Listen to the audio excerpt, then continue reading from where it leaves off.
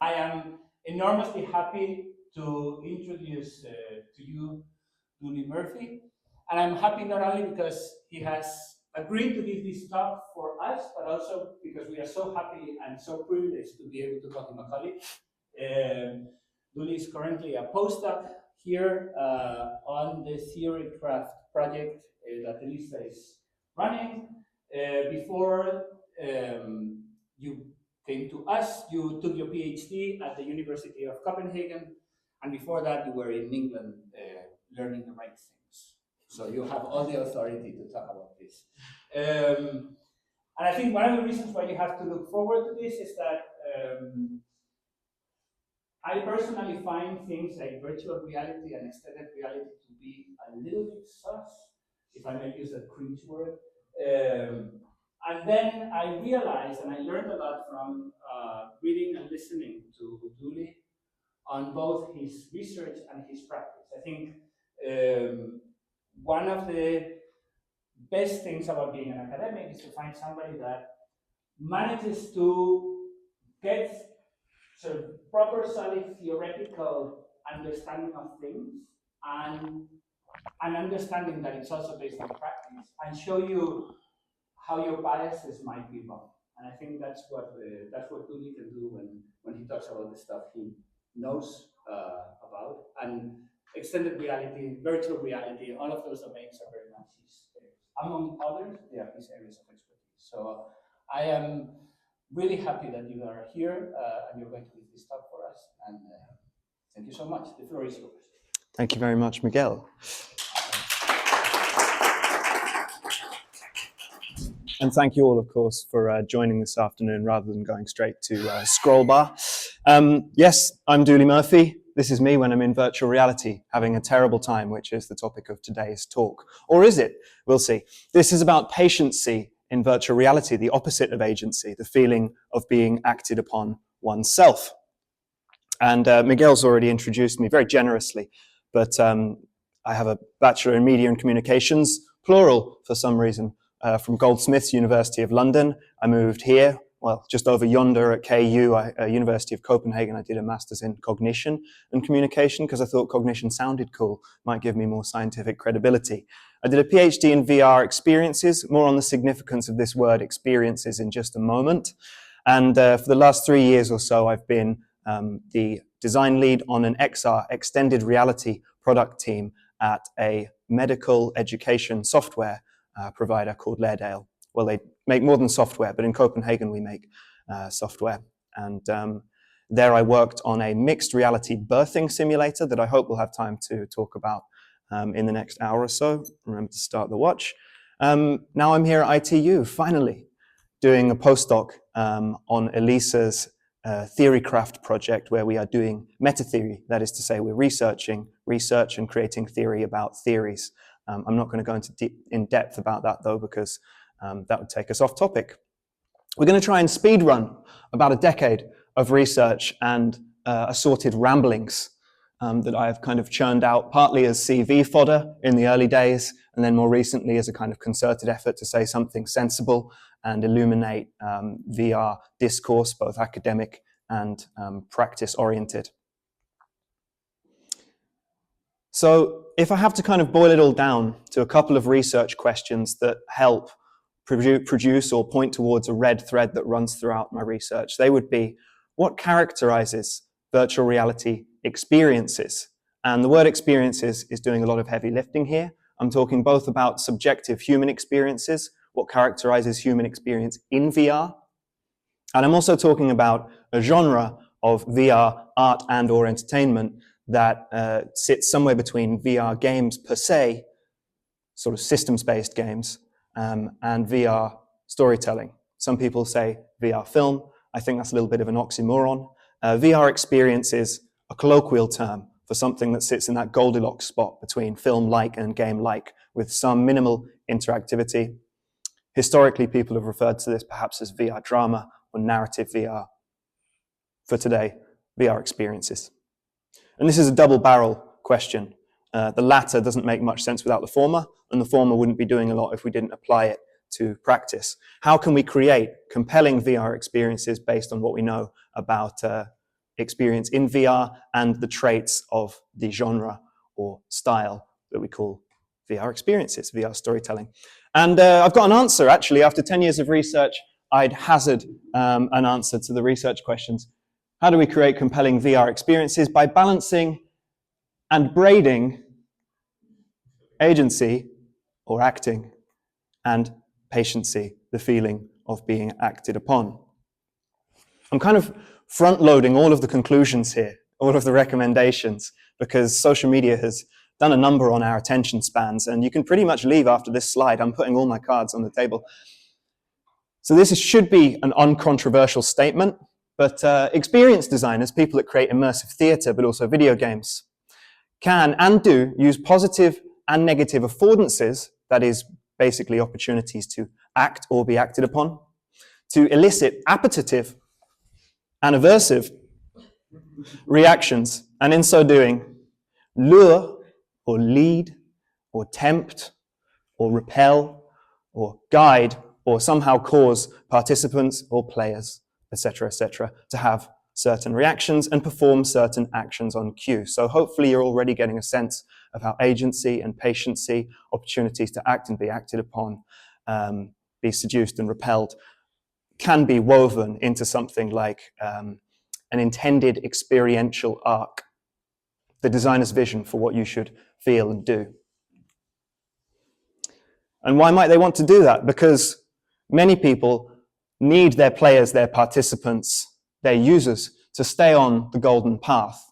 If you were to try and create a virtual space, a virtual experience where your participants or players have complete latitude to do whatever they want at any point in time, needless to say, that would become incredibly expensive and technologically intensive very, very quickly.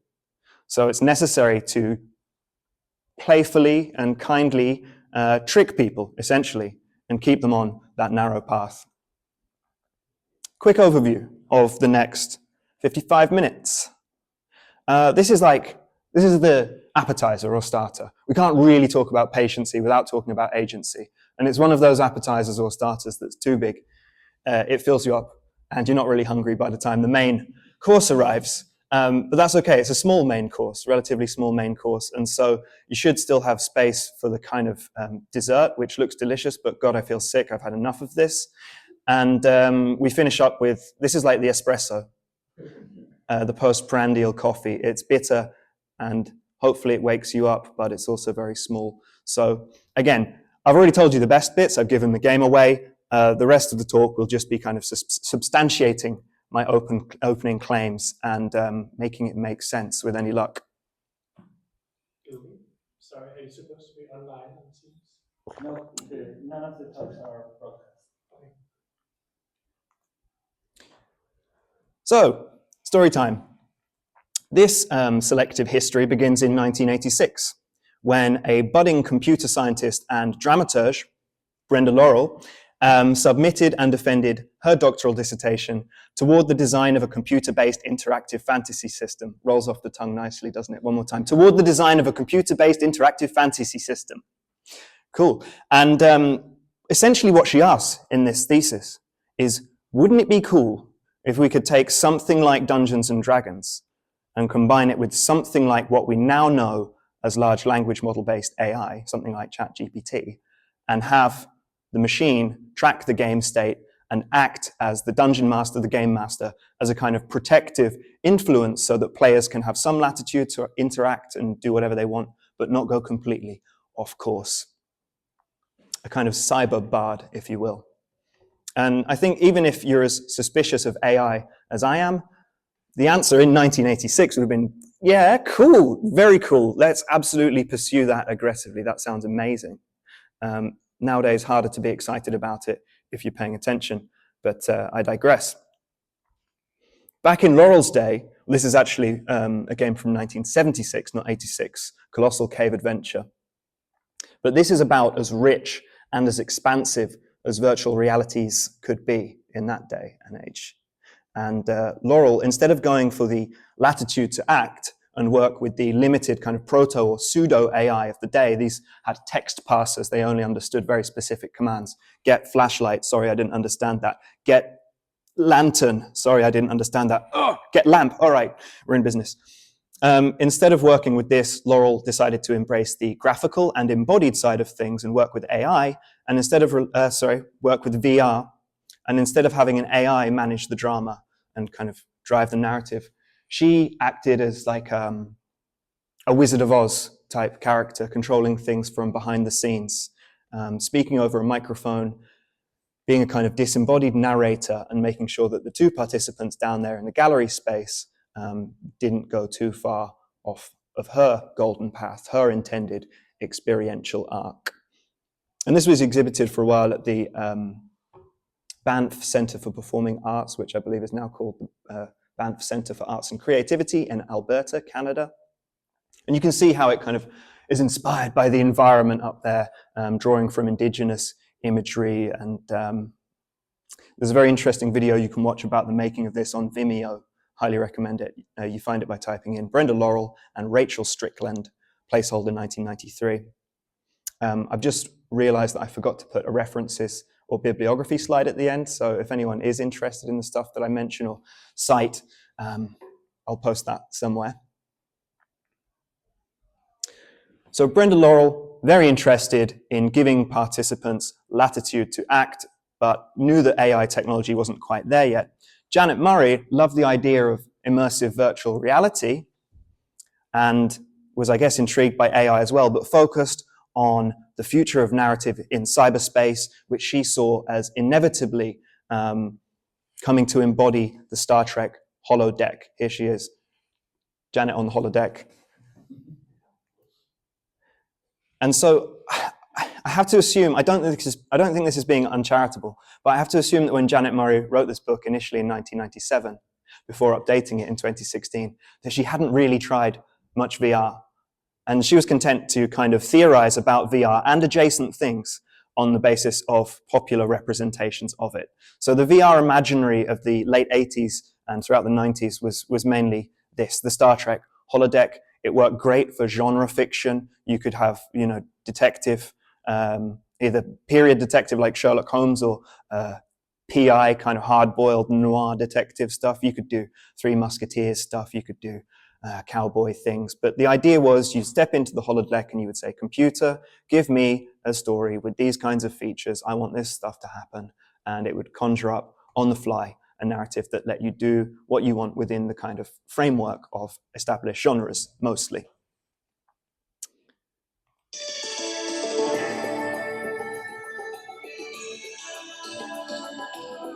That's enough of that.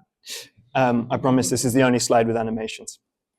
Again, I don't think it's completely uncharitable to say that in the scholarship of this era, there was a lot of conflation going on. People were super jazzed, understandably, about the dawn of the information age, right? And I think when William Gibson wrote about cyberspace in his dystopian novel, Neuromancer, people thought, wow, that sounds amazing. Let's treat that not as a cautionary tale, but as a promise of potential things to come. The web was blowing up. VR was kind of somehow conflated with cyberspace, which was conflated with the web, which was tantamount to freedom, liberation, empowerment, control. Here we've got, here we've got a t-shirt from the company Intel, and you can see this very kind of 90s clip art figure taking control of the information. Scholars were having a field day writing about cyberspace, cyber bodies, cyberpunk. It was the future. Obviously, this term, aged like fine milk, just as the metaverse, now cancelled by Mark Zuckerberg, is also going to seem incredibly dated in a few years. My point is, a lot of people writing about virtual reality at the time were writing about adjacent things. And it's not always clear when they're making specific claims about the very embodied, very sensory medium of VR and when they're talking about other things like interactive narrative. But it's understandable why you wouldn't want to write about the actual reality of virtual reality in the 90s, because it was disappointing. It was extremely heavy. This isn't an AI-generated image. This is a real headset. It was incredibly heavy. It was very expensive, prohibitively so, with a typical system costing between tens and hundreds of thousands of US dollars or euros. And after you put in all of this effort and lay down all this cash, what do you get? Motion sickness, eye strain, other forms of discomfort. It wasn't great. Arguably, all of these things are still true, but it's getting better slowly. So as I generalize about the scholarship of the day and age, take what I'm saying with a pinch of salt. They're not necessarily talking about VR per se. They might be talking about hypertext fiction like Afternoon, stylized in lowercase. Michael Matthias and Andrew Stern's Facade game, which again used a text parser to try and make sense of what you were trying to do in this domestic drama. And Janet Murray talks breathlessly about arcade games like Mad Dog McCree, which was a video-based first-person shooter. And it's on the basis of analyzing and discussing these kinds of things that Janet Murray advances a definition of agency in interactive narratives broadly construed as the satisfying power to take meaningful action and see the results of our decisions and choices. So this is why I had the kind of gaudy slide with the music, right? It is all about control. It is all about you being in the driving seat, giving the user, the participant, the player, the opportunity to do whatever they want. It was an optimistic, even utopian vision.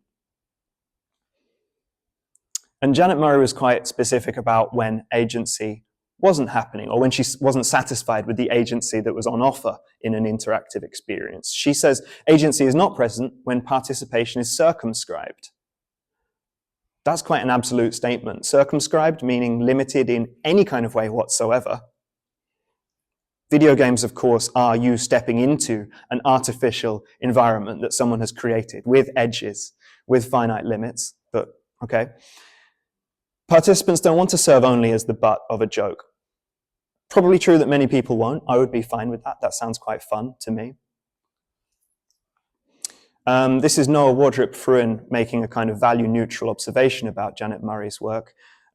He and colleagues say that Murray's agency is not simply doing what we're expected to do without shaping the larger structure. Simple participation is the digital equivalent of singing along with a leader or dancing steps called by another. Fair enough.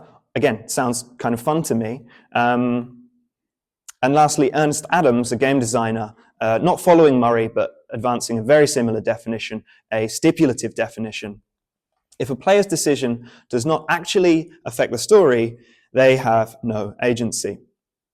So others have observed that there's a lot of reliance on quite subjective things here, like meaningful, satisfying, and then vague terms like actually. What is the actually doing there? Now, I'm not going to criticize the subjective part because what I'm going to advance as an alternative to agency, patiency, is extremely subjective. But I think we can be a little more sophisticated about how we make aesthetic judgments and kind of convert that into not universal statements, but generalizations about the medium. So Murray's talking about story structures, narrative architectonics. Imagine this, if you will, as Freytag's pyramid, for example. You've got some exposition, some rising action, a climax, some falling action, and a denouement. This is a flat line, but imagine it's an interactive narrative and the participant does something that advances the plot from one story beat or plot point to the next. No agency in that. And there's still no agency if you can make choices and go off and see A and come back, and maybe I'll skip B and then I'll go and I'll look at C and I'll come back and I'll skip E and F. Not agency, according to Murray. This is all happening at the level of plot or story structure. This doesn't count. This doesn't count even if the options are mutually exclusive and some participants try A, C, and E and others get B, D, and F. They weren't exercising agency in making those decisions. This doesn't contain agency. This is the only story structure, according to Murray and Adams, that contains or offers agency, the tree. And as you can tell, as I mentioned earlier, it becomes exponentially expensive and difficult to develop the more branches or the more meaningful and satisfying choices the participant makes. And for people writing in this tradition, it's not enough that the plot points, the branching paths, are very big and important and signposted for you, it also has to be a very clear, very conscious, intentional input that makes that decision to go down a given path. Brenda Laurel writes that input based on non-voluntary measures like galvanic skin response, that is how much you're sweating, or eye tracking, if allowed to influence the action, might rob the user of their agency by obscuring or overriding the connections between their conscious choices and actions and their consequences.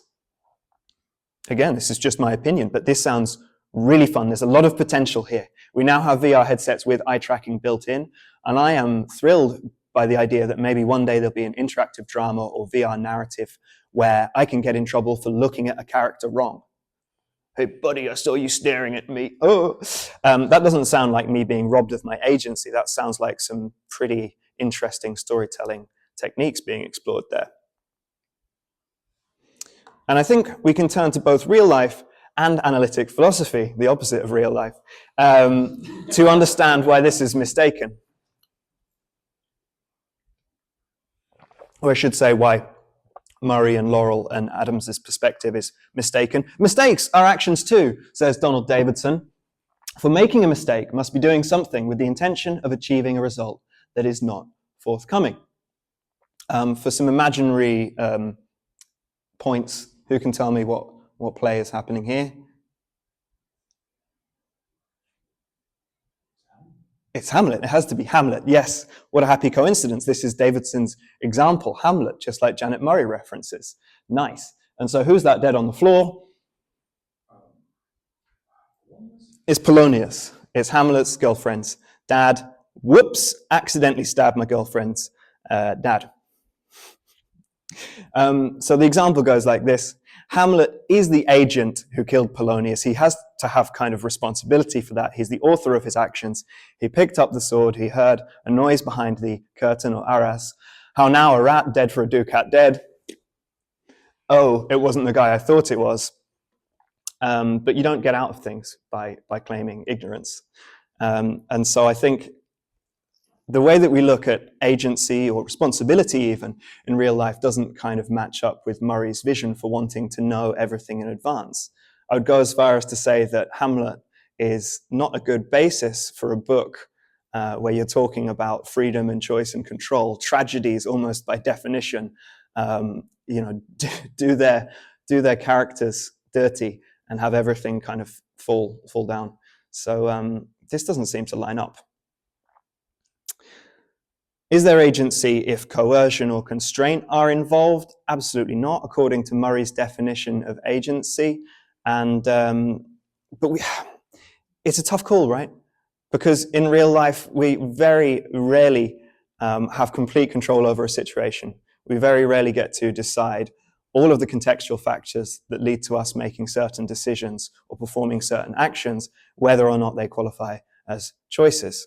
So Ohio points out that intentions and decisions are not identical, and indeed many actions that we perform are not based in choices. It's all situational, and it's very rarely completely up to you. That's life. I'm with old blue eyes on this one. So we're left with a couple of options. How are we doing for time? Nice. One thing that we could do if we're dissatisfied with this historic definition of agency developed in the context of VR or VR-adjacent research is fix it. Offer a better definition of agency, one that isn't as strict as Murray and Adams and Laurel's definition, one that isn't kind of arbitrary in its aesthetic preferences. We could try and develop a concept of agency that's grounded in bodily actions, whether intentional or not. We could develop a concept of agency that reflects the vicissitudes of reality, right? The cool twists of fate, and an agency that doesn't assume that we're all rational actors living fair and unconstrained lives. And last but certainly not least, we could develop a concept of agency that leaves room for all the fun and sneaky and clever tricks that immersive experience designers or game designers like to play on us or need to play on the player.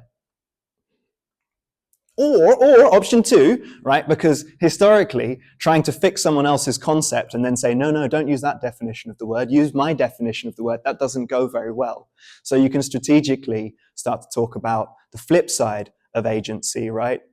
its complement, its counterpoint or counterpart, agency's opposite, agency's inverse. All right. That was the starter. Now we're on to the main course. Patiency, feeling acted upon, can be simultaneous or it can happen in alternation with another. Patiency, the feeling of being acted upon, usually comes from other agents, other people, but it can also originate from the self. How am I going to act on myself? Oh, you mean like that? No, not like that. Etymology of patiency, it comes from the Latin patientia. I don't know if I'm pronouncing that right, patientia. And that refers to indulgence or submission to lust, right? So not acting upon one's own body, but feeling acted upon by one's own feelings. Daniel Weller, one of our alumni, points out that passion in Paul Ricoeur's kind of theological philosophy points to something beyond one's control, something that one has no choice but to succumb to. In short, passion or patiency is a sentiment that one suffers rather than something that one actively undertakes. And we'll keep coming back to this as we progress through more contemporary examples of patiency. I like this because it immediately kind of casts doubt upon the idea that we are conscious, rational actors. I personally believe that half the stuff I do is not caused in an immediate sense by cognitions in my conscious mind, but rather me responding to the environment in a pre-conscious, pre-reflective way. At least that's my excuse. Please, Your Honor. In linguistics, patiency is a semantic role. A patient is simply any entity, human or non-human, that is acted upon. So in a simple sentence like this, which word is the agent? I heard you whisper it. It's okay. We don't have to do audience participation. Yeah, it's the elephant. The elephant is the agent. The dwelling, some kind of building, is the patient. It is acted upon. It doesn't feel, though, because it's a building. There are other semantic roles. You can have instruments, and you can have experiences. And an experiencer, of course, has to be a cognizant agent, something with kind of personhood. I prefer to combine the patient and the experiencer. More on that in a second. Moral philosophers also use the term. Patiency in moral philosophy is a state of eligibility. One definition is that a patient is an appropriate object of moral concern. So maybe someone who is struggling with substance abuse and unhoused, begging for money, they would be a patient. It seems maybe not objectively true that they deserve moral concern, but yeah, ceteris paribus. All else being equal, someone begging is an appropriate patient or an entity that suffers. So this is close. But note that in both cases, a third party is making a judgment about who the patient is, whether they need to be called a patient, whether they're suffering or deserve to be pitied. I say patiency is a feeling. It's subjective. It's an experience that you can have. And I'll elaborate these 3 bullet points in the coming slides. So what I'm doing is saying I like the part from linguistics where it's about being acted upon, but I don't like that can be an object. It has to be an agent or a person.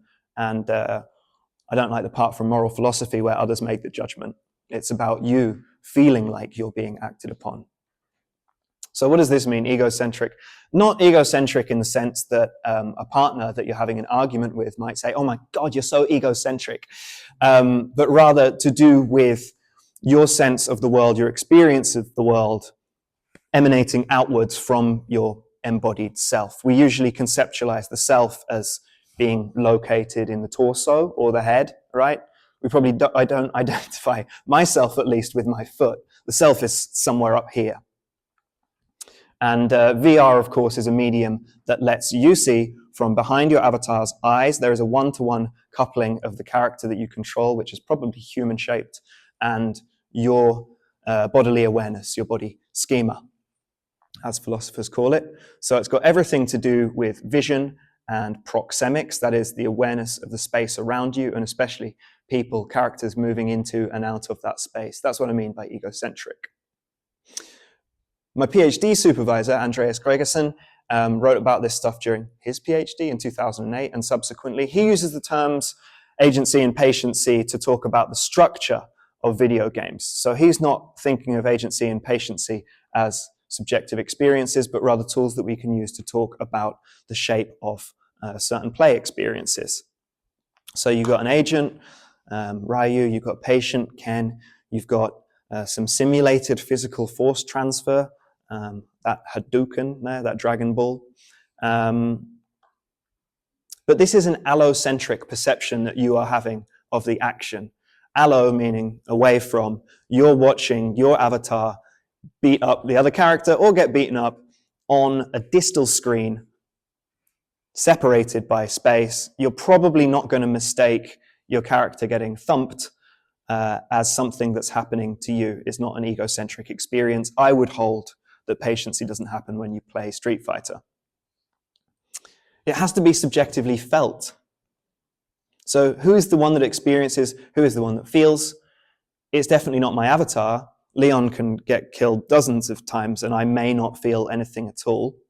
This is kind of contingent on both trait and state factors. So some people are more motor empathic. They might feel into the character more and maybe even flinches as he gets chainsawed in the collarbone.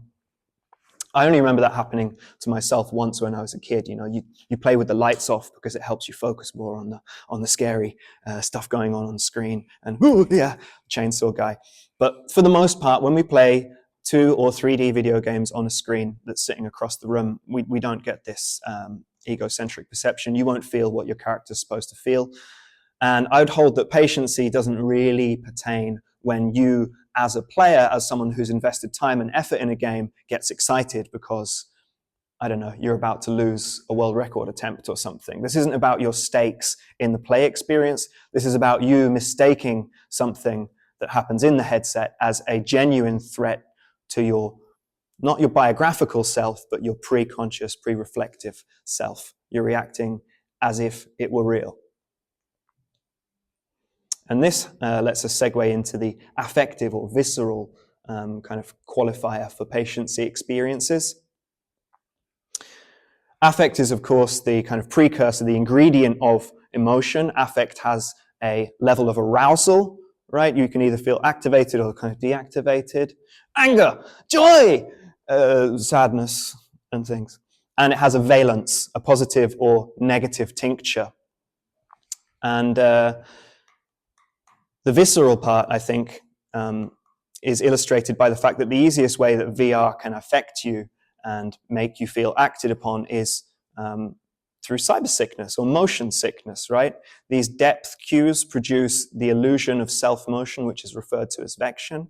And many people will have had a pretty crappy first experience with VR because someone thought it would be fun to put them in a roller coaster like this. Many folks get disoriented or feel nauseous just playing first-person games on a large screen, a regular screen. So this is not desirable, but it can be used to, I think, quite interesting effect with an E if the experienced designer or director is, should we say, what? Delicate with it. A lot of people have tried Ritchie's plank experience. This is a slightly less nauseating, but still surprising and visceral VR experiences. The affordances of the technology, that is to say the things that the hardware features enable, produce these very realistic, lifelike depth cues, and you experience physiological arousal. Many people will sweat. You don't need a galvanic skin response sensor to detect this. You can just put a tissue in people's hand. And many people experience vertigo as well. These are all hallmarks. These are all telltale signs of patiency. They're neither necessary nor sufficient conditions for patiency experiences, but I'm going to go through many examples now, starting with the most pronounced ones. Let's dig a little deeper into these technological affordances. I'm not going to talk for ages about VR hardware, but what makes it special, what separates it from a regular screen experience? You have stereopsis, that means 2 lenses, either 2 screens with a slightly offset image or 1 screen with the lenses giving you a slightly different view on it. That's basically a 3D effect. You have room scale tracking, which produces motion parallax. Moving your head means you can see objects passing in front of one another. These support the illusion of depth or motion along the z-axis.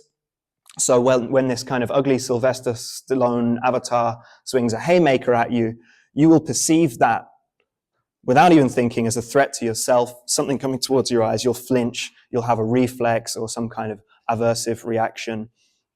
This isn't clever stuff. Experienced designers get this for free. It's just what happens in VR. What is kind of clever and extremely subtle and hard to describe if you haven't experienced it firsthand is the sensation of being in a kind of unstable virtual environment. VR impossible spaces, so-called, where you might experience violations of object permanence. This is an early VR game jam entry called Sightline VR, and if you're able to get it on Steam, it's free. It's a very short but very compelling experience. Every time you look away, something changes. And that might sound kind of scary. Is this a horror experience? No, it's quite fantastic. It's quite magical. You look away and suddenly there's a barrel there, and then you look away again and the mountains in the background have changed into big heaps of ice cream. I don't know. You feel acted upon by some kind of ghostly or unknown force, potentially by the experienced designer. It's good stuff. You can make people feel patiency by sticking them in these kind of dire situations, strapping them into a chair and having this intimidating Cockney gangster make threats. This is the London Heist VR from PlayStation. And you've got Half-Life Alyx, of course. You're trapped in an elevator with no guns and nowhere to run, and these combined soldiers leveling their weapons at you. There's only one thing you can do in this situation, and it's flip them the bird because you've got hand tracking. I'd argue that what happens here is what media psychologists call hedonic reversals. What would in real life cause you to, wet your pants in fear can be kind of cashed out as a positive experience because of the nature of the play contract, right? You entered into this knowingly. Your body is reacting as if you're in danger, as if this is a real threat, but you're able to experience it positively, reframe it as excitement. Same goes for confinement. I can't really describe it again. It feels weird to be behind bars in VR, and it feels especially weird to be kind of put there. You weren't in a cage a moment ago, now you are. Woo, patiency experience. It's the opposite of agency, just as compelling. And then, of course, there's all the very standard horror fodder. Phobic material like sharks, disgusting things like decaying zombies, Geiger's xenomorph. Anything that threatens your bodily integrity could cause a fight or flight response. And Torben Grodale holds that this happens when you make a very fast and automatic appraisal of low coping potential. I can't deal with this situation. A scholar of horror games, Bernard Perron, observes in relation to Silent Hill, one gets as much emotion from the power to act as from the possibility of being acted upon. This would suit my purposes better if we could swap around those two parts, but you get the sense. He's writing about classic survival horror games where you're mostly being acted upon, and then you're lucky if you have some ammunition to act back at the enemy. But you get the idea. He was, I think, one of the first to point out that it's interaction in these kinds of contexts is very much a two-way street. It's not about button presses, but about the sense of doing something and having something done to you.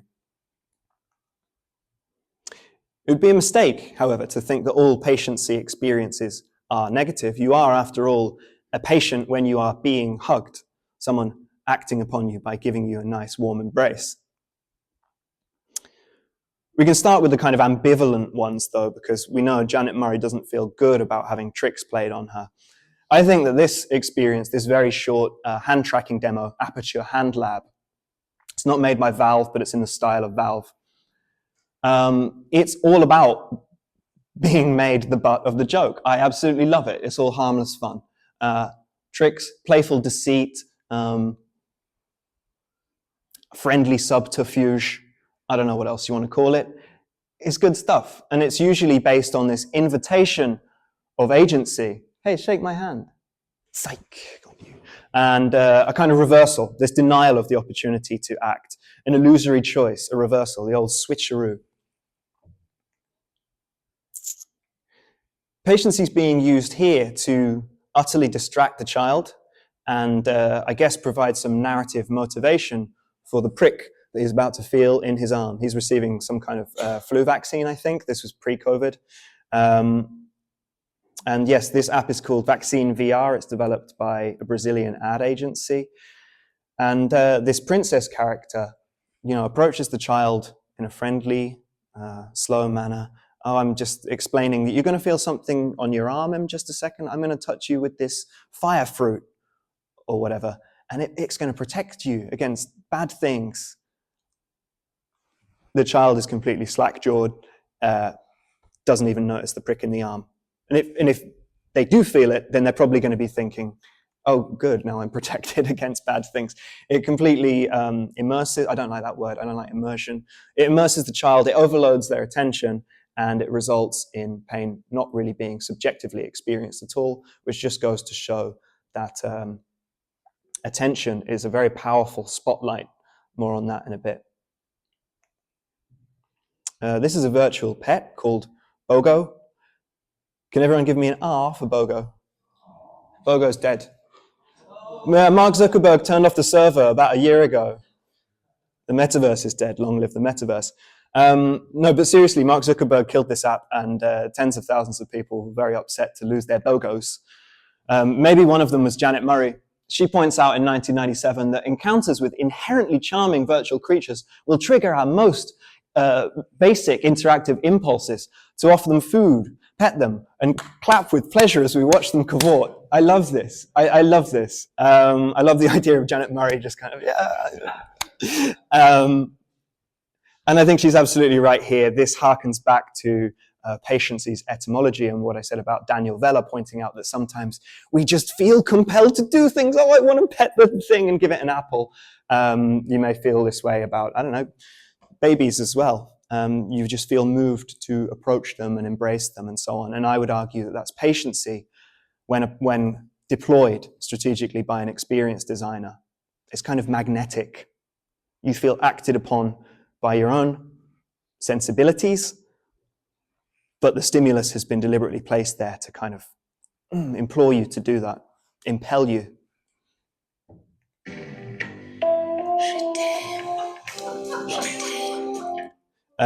Yep. I just copied and pasted this slide from a science slam I did a couple of weeks ago on Valentine's Day, or the day before Valentine's Day. That's why the Serge Gainsbourg. Anyway, eye contact, especially with an attractive virtual human, can be an incredibly strong form of patiency. And when those virtual humans approach you and encroach upon your personal space, it makes you feel things. It might make you feel butterflies in your stomach. You're certainly experiencing physiological arousal, maybe even sexual arousal, and probably some kind of appetitive behavior. It's a good job they put this counter between me and my virtual barista boyfriend. Otherwise, I could just leave across there and smooch him. But seriously, there are scientific studies from long before VR became a consumer technology that show that people have very similar reactions to attractive virtual humans as they do real people. And I think these kinds of virtual reality dating simulators are one of the best,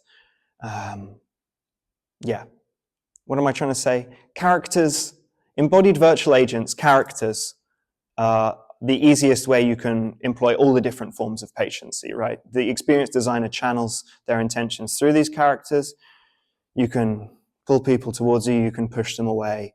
And I think patiency is pretty key to understanding the appeal of these things, but also these things are pretty key to understanding how patiency can be leveraged to maximum effect by designers. And we're on to the dessert now, I guess. Patiency as a design principle or a design tool. Take a breather. Josephine Anstey, in my opinion, is the unsung hero of VR theory and practice. She, I think, in 1997 started making The Thing growing with her partner Dave Pape. This is a cave-based experience. You don't wear a headset, you step into a 4 or 6-sided space that is back projected, and the projections move based on your head tracked input. So it feels like being in a VR headset, but without the kind of claustrophobic vibe. This character, the Thing, voiced by her, is horrible. It looks cute, but it's completely overbearing. It smothers you with demands for attention and love. It's a nasty little creature. And about that, Anstey says, interactive fiction should manipulate the user's actions by manipulating the user's emotions. This process can be seen as luring the user along an emotional path, a psychological journey. And she evokes Roland Barthes' notion of snares, these traps that you have to set successively. When she says, it's not enough to set the conditions that will evoke the emotions, we must provide actions that suit that emotional scenario. So in The Thing growing, there's almost a kind of Chekhov's gun moment. This little thing is horrible to you, really not a good friend, and then eventually you have the opportunity to shoot it. And she was interested in what most people did. As you would expect, most people kind of took the bait and shot the thing at the end of the narrative. What Anstey is also keying into, and she's reading the same people as me, Bernard Perron for one, she's noticed that emotions or affects entail specific action tendencies, right? Like anger causes us to lash out, or if you're not a violent person, I guess run and hide. Sadness causes us to shrink and not intervene. Joy or happiness might cause you to embrace someone. And you might do that pre-reflectively, that is just to say without thinking. This is Nico Frieda, an emotion scientist. He says that hot emotions, like anger, can be regarded as passions, there's that word again, as event or object-instigated states of action readiness with control precedence. And control precedence just refers to how much or how little you're able to kind of veto your own thoughts before they turn into actions. They tend to take control and overrule other actions. So on the one hand, this sounds really, really useful. On the other, it sounds risky because emotions can tax cognitive faculties like attention. They can make it harder for the player or the participant to spot things in the environment, for example, because they're so narrowly focused on stuff. Conversely, however, attention, being a finite resource, narrows like a spotlight, and in urgent situations where players or participants or users are on the lookout for certain things, threats, for example, this can make it easier to guide attention. If you really need someone to turn around, just have the sound of a door creaking open behind them. Signals danger. Boom. A lot of early VR practitioners experimented with visual cues. They thought, we're ocular-centric beings. VR is a visual medium. I'll have a little firefly fly through the environment, and people will surely follow the firefly all the way around. It doesn't work for the most part. You need to guide people with hot emotions. Okay, now I'm going to do something outrageously self-indulgent. I'm going to quote an in-preparation manuscript that someone sent me the other day that just says incredibly generous things about my work. And it's not purely out of arrogance or narcissism. It's that they phrased some stuff that I wrote in my thesis much better than I could have. Or maybe it's that I forgot I wrote it and just having it said back to me feels good. Anyway, so Anton Utkin and Nata Pokrovskaya, two Belgrade-based theorist practitioners, talk about agency and patiency as a kind of push and pull. Come on, guys, you got to be kidding. Patiency might be the single most underappreciated idea in immersive design today. Okay, that's way too generous. But they say, what makes patiency especially useful as a design tool is that it doesn't require anything to physically happen to the participant's avatar. Basically, it's cheap to implement. We just talked about the sound of a door creaking behind you. They talk about a light turning off in a room that you're in. If you're alone in a virtual room and the lights go out, you experience patiency even though nothing has touched you, right? Very easy to implement in the game engine. You just have the light turn off. If a virtual zombie comes towards you and you dive out the way, patiency is what moved you. The perception of a threat or opportunity is enough. And hopefully by this point you get the sense that I'm repeating myself. That means that I'm hammering the point home. This is corroborated or backed up by Powell and his co-author, Marek, was it? Who write that crucial determinants of presence, and I think presence in virtual environments doesn't even really need explaining, are the perception of affordances and a sense of embodiment. And I see these things as a kind of self-reinforcing cycle, an Ouroboros of experience, where presence, the perception of things that you can do or things that might act on you, and your sense of embodiment, this is real, I am here, this is happening, I have to act. They're kind of mutually supportive of one another. So patiency and emotion kind of figure in here somewhere. They're all desiderata, they're all desirable features of a virtual experience. Unfortunately, they kind of propel themselves forward as long as your player or user or participant doesn't suddenly need the bathroom. Okay, I spent the last 3 years working as a designer at a healthcare education software provider. This is a real photo, not staged, from a user test that took place in Czechia. I wasn't there, unfortunately, but the instructor took this photo, and you can see some midwifery students quite engaged, I guess, by the virtual baby that's emerging from the plastic and silicone mother's perineum. Or I don't know why I don't just say vagina, that would be more medically accurate. This is staged, this is from a promotional short, but this is what the participants see in the headset. You've got a virtual mother overlaid on top of the physical mannequin mother. Her name is Emilia Sung, she's from the Philippines, and she's having a big contraction here. And I guess to go back to what I was saying about attention, people don't complain about the physical mannequin being visible behind the virtual overlay, because Emilia's eye contact kind of keeps you rapt, it keeps you focused on her. Her vocalizations of pain cause people to spring into action and do the right things in the right order. The structure of this training demo is basically like an escape room, right? Do the right things in the right order, but instead of you escaping, you're helping the baby escape.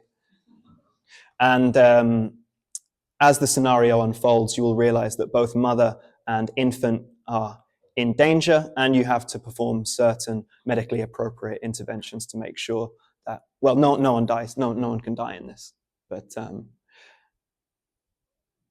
yeah, that's how it worked. I've got a couple of slides just to emphasize that I am not really coming up with anything new. I'm just reinventing and repackaging the wheel. Sergei Eisenstein, pictured here in New Mexico, having fun with a cactus. In his Cinema of Attractions, he writes that any aggressive aspect, any element that, when employed judiciously, subjects the perceiving mind to sensual or psychological thrills and spills and bumps and shocks, that's an attraction. A rose by any other name would smell as sweet. I think he's talking about patiency, albeit in non-interactive medium film. And then you've got Antonin Artaud, a French dramaturge, who, in his book, The Theatre and Its Double, speaks of a theatre of cruelty. This is a manifesto-esque writing where he expounds how nice and useful and aesthetically enrapturing it could be to be cruel to the audience, to overwhelm them, to kind of shock and excite them into some kind of, I don't know, maybe like Brecht, a sense of political engagement or enlightenment. And it is indeed in Antonin's writings that the words reality and virtual appear side by side for the first time. We think, une réalité virtuelle. Bringing it back full circle to Hamlet, he says in the same scene where he's being weird with his mum, I must be cruel only to be kind. And I think that is very, very often the game designer or experienced designer's prerogative, right? This isn't about domination, as I will emphasize again momentarily. This is about giving people what they came here for. This is about offering an experience that's sweet and sour, or, savory and bitter. Miguel reminds us that play can be pleasurable when it hurts, offends, challenges, and teases us, And I strongly advocate for using Patiency to do all of these seemingly unpleasant sounding things to your participants. They'll have a great time. Oh yeah, I forgot about this. Slightly surreal. Anton and Natta, who wrote the book, also interviewed these people, the Ferryman Collective. These are some immersive theatre practitioners. They do participatory live works in VR chat or on similar platforms. They win awards for it. Look at all of those wreaths on the thumbnails. That's how you know it's good. The Ferryman Collective explained the necessity, or this is quoting Anton and Natta's book again. The Ferryman Collective explained the necessity of patiency in their shows. Our shows have the construct of patiency, but then within them, the audience has agency. There has to be patiency, they explain, because we'd never finish the show without it. When an audience member's very open and vulnerable and willing to play, we can go off the canvas with them. We can go off-piste, and it's magical. It can be life-changing. At a certain point, we know when to bring them back and restrain that agency so that we can get it back on the rails and continue the narrative. So even when you're doing things live in a social environment like VR chat, you have to think narrowly. You can't let the audience members do whatever they want. It has to be on rails. It has to be that golden path. In this example, Anton and Natta point out patiency appears not as a punishment, but as structure, the riverbanks that give the river its shape. Nice. So again, it's not about domination, it's about artful modulation. And artful here doesn't mean artistic, it means skillful, cunning, somehow deceptive. And my advice to budding, experienced designers would be, ask not how to make the participant do what you want them to do, but how to make them want to do what you want them to do. All right, time for that bitter shot at the end. Why care about patiency beyond the stuff that I've mentioned? What got me interested in VR in the first place was its use as a tool for psychotherapy. You can treat social anxiety and related disorders in VR. You can treat specific phobias, and you can treat post-traumatic stress disorder by exposing people gradually, iteratively to the stimuli that traumatize them or that they're just kind of naturally scared of in the first place. And I don't think that the concept of patiency, as I have set it up, is key to explaining and understanding this. We already have a good sense of how this works, but it is kind of a missing puzzle piece. And I would say that that's even more so when we begin to talk, and we have to talk, unfortunately, about gendered harassment and even assault in virtual spaces, social virtual spaces, the so-called metaverse, because it happens, it's real, that is to say, it's subjectively true for people, and I think it's retrograde. It's counterproductive to talk about, oh, well, there's no actual touch happening, so it can't be rape. It's about what is subjectively true for individuals. It's about what can scar and traumatize people. And again, patiency is not the key to this. It's not going to answer all our questions or unlock everything, but it's a missing puzzle piece in talking about virtual harassment and assault culturally, potentially even legislatively.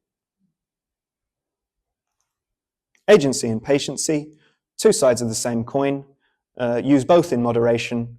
Don't use one in the absence of the other. I'm going to end on a kind of a grateful note. It's probably not very common to show pictures of people and say thanks to them, but shout out to my past and present supervisors, Sarah Kemba, Andreas Gregersen, Jesper Juhl, Elisa Meckler, and really, thanks to Juhl, because if I wasn't under your aegis, I'd probably say more stupid things. And thanks to these people, because if they didn't do their work, I wouldn't have anything to talk about at all. So to all the VR theorist practitioners and theorist practitioners out there, including but not limited to Brenda Laurel, Josephine Anstey, Janet Murray, Laurie Anderson. Yeah, Laurie Anderson. She's really good at VR. And her collaborator, Xin-Chin Wang, Shah Davis, Samantha Gorman, Sarah Rothberg, Grant Tavenor, rest in peace. Paolo Pedicini, William Pugh, Paloma Dawkins, Marilo Ryan, Randall Okita, Jan Pinkava, and many, many others. Thank you all for making VR. It's really difficult and thankless, and without them, I wouldn't have anyone to disagree with. Thank you all for listening. Go and grab a copy of my thesis. It's free, but you get what you pay for. Cheers.